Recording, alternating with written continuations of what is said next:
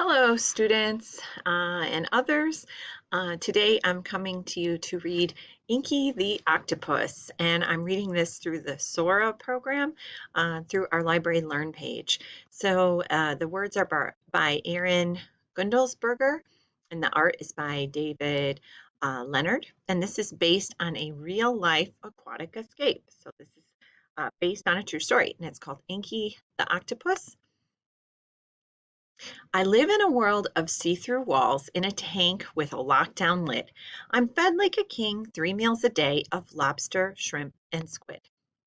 I know I have a good life and I should want for nothing more, but something tugs at my curious heart that I simply can't ignore.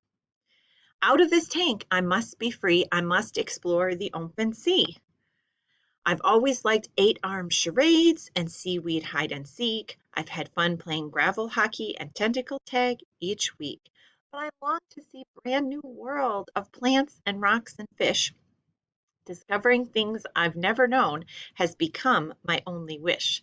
Out of this tank, I must break free. I hear the ocean calling me. What is this? Tonight, it seems, my tank lid is ajar. This could be my one chance for change. Dare I hope that far?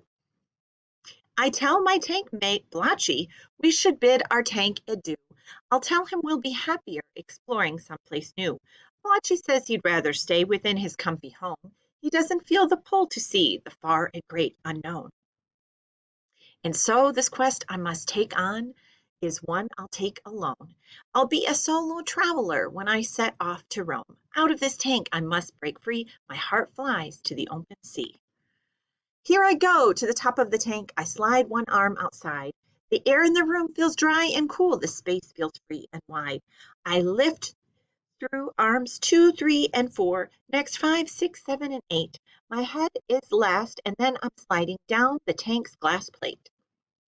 The floor feels strange beneath me. Odd noises fill the room. The air smells different from my tank. It's freedom in full bloom.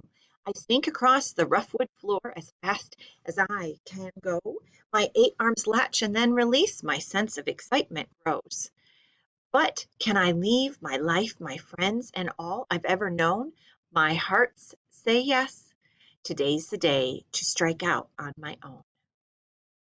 The sea lies just ahead of me, so in and down I dive. I'm falling fast forward. What's to come? I've never felt so alive. I plunge, I swim, I breathe, I whirl, I float, I spin, I glide.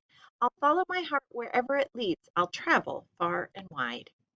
Out of my tank, at last I'm free. Long may I journey the splendid sea. It says, Inky's ingenious escape, the triumphant true story. It says the book you've just read is based on the real life story of Inky the Octopus, who escaped from the National Aquarium of New Zealand in 2016. After Inky was found injured in a crayfish pot, he was taken to the aquarium for recovery, where he lived for 2 years with a tank mate named Blotchy.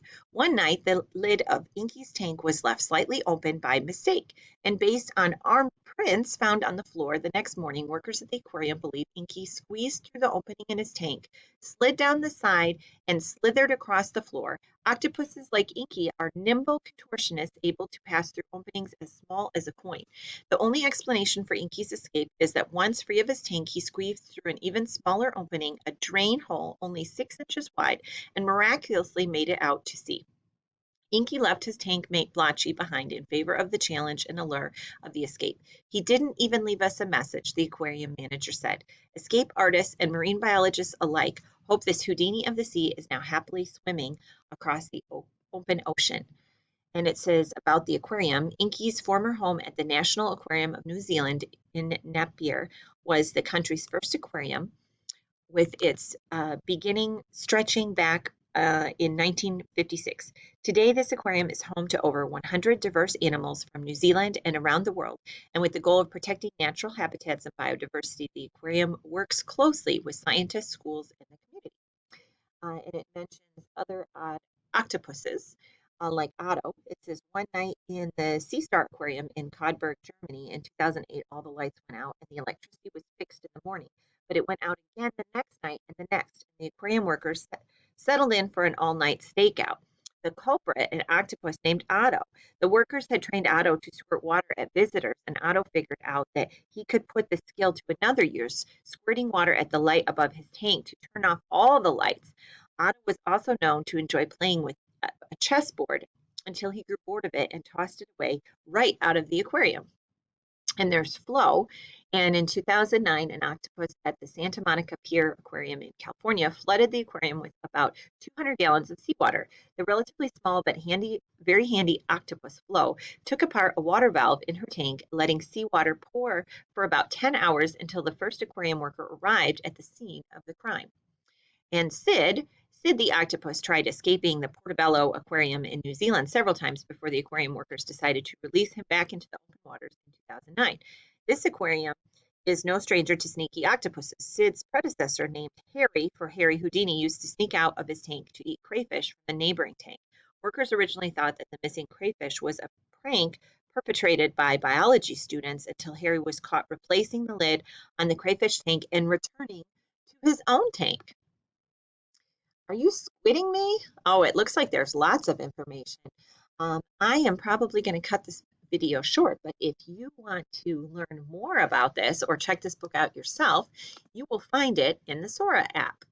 And the way that you get there, I'm going to close this book so I can show you. This is my bookshelf. And when you hit explore, you can search for different things. I was previously searching for Halloween books, but you can search for, this one was called, let me look at Inky the Octopus. So you would search up Inky and then find Inky the Octopus, and then you can check out this book yourself someday.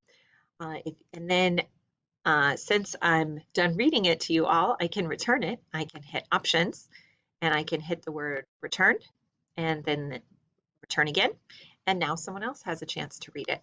And just as a reminder, this is from the Learn page. You click on the word library and it's the second link, the Sora app. If you have any questions, send me a chat or an email, and have a great day, everyone. Bye for now.